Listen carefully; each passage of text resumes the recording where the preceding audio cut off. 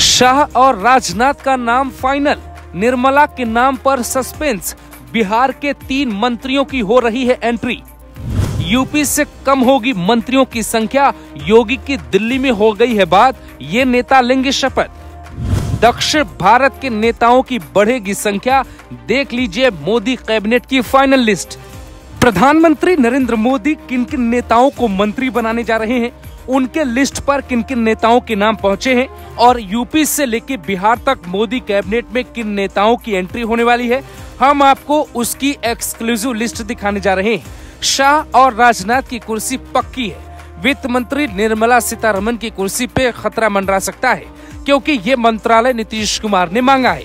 ऐसे में सीतारमण को दूसरा मंत्रालय मिल सकता है, जबकि उद्योग मंत्रालय में भी इस बार सहयोगी दल के नेता के बैठने की उम्मीद है।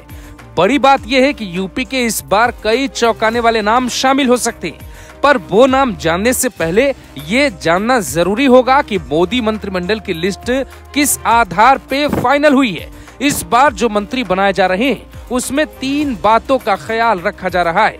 मोदी मंत्रिमंडल का आधार क्या है?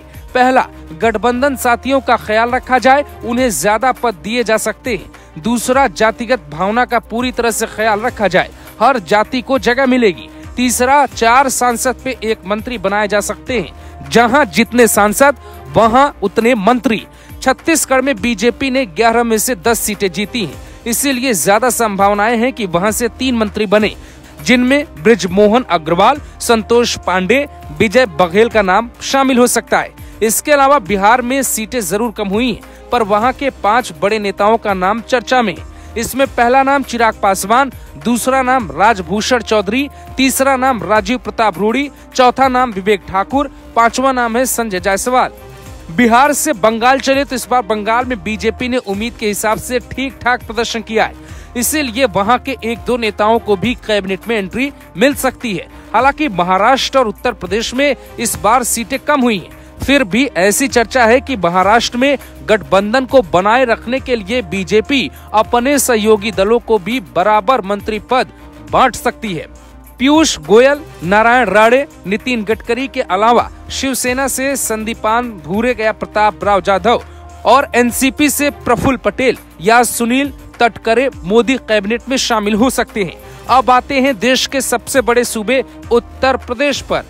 उत्तर प्रदेश में इस बार बीजेपी ने सिर्फ 33 सीटें जीती हैं, इसीलिए मंत्रियों की संख्या पिछली बार की तुलना में बेहद कम हो सकती है। राजनाथ सिंह को मंत्री बनाया जाना तय माना जा रहा है। इसके अलावा अजय मिश्रा टेनी, महेंद्र नाथ पांडे और मेनका गांधी चूंकि इस बार हार गए हैं, इसीलिए मंत्रिमंडल में जगह मिलना मुश्किल है। स्मृति ईरानी भी अमेठी हार चुकी हैं, तो इस बार उनका मंत्री पद भी जा सकता है या फिर राज्यसभा से उनकी सीधी एंट्री हो सकती है। इस बार यूपी में मोदी मंत्रिमंडल के 7 मंत्रियों की हार हुई है, इसीलिए इस बार मंत्री बड़े सोच समझकर बनाए जाएंगे। इस बार चूंकि बीजेपी का गठबंधन आरएलडी से भी है, इसीलिए जयंत चौधरी के नेता को भी जगह मिल सकती है या जयंत चौधरी को ही मंत्रालय में कोई बड़ा मंत्रालय मिल सकता है, लेकिन इस बात की संभावना काफी कम दिखती है। इन समीकरणों के आधार पे यूपी की जो लिस्ट फाइनल होती है उसमें पहला नाम है लक्ष्मीकांत वाजपेयी, दूसरा नाम है पंकज चौधरी, तीसरा नाम है अनुप्रिया पटेल,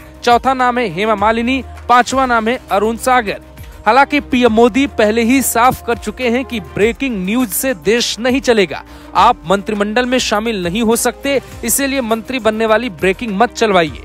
हमारे जो इंडिया अलायंस वालों ने इस चुनाव में फेक न्यूज में एक्सपर्टाइज कर लिया, डबल पीएचडी कर लिया उन्होंने, वो शायद इसका भरपूर उपयोग करेंगे।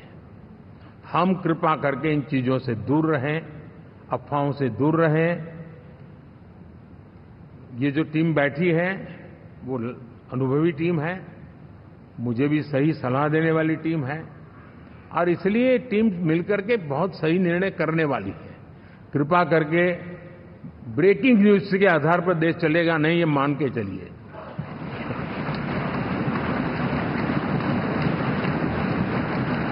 मोदी का अब तक काम करने का तरीका भी यही कहता है, जो लिस्ट चलती है वो उसमें पद नहीं देते, लेकिन ये लिस्ट बड़ी सोच समझकर बनाई गई है और एक्सक्लूसिव जानकारी सामने आई है।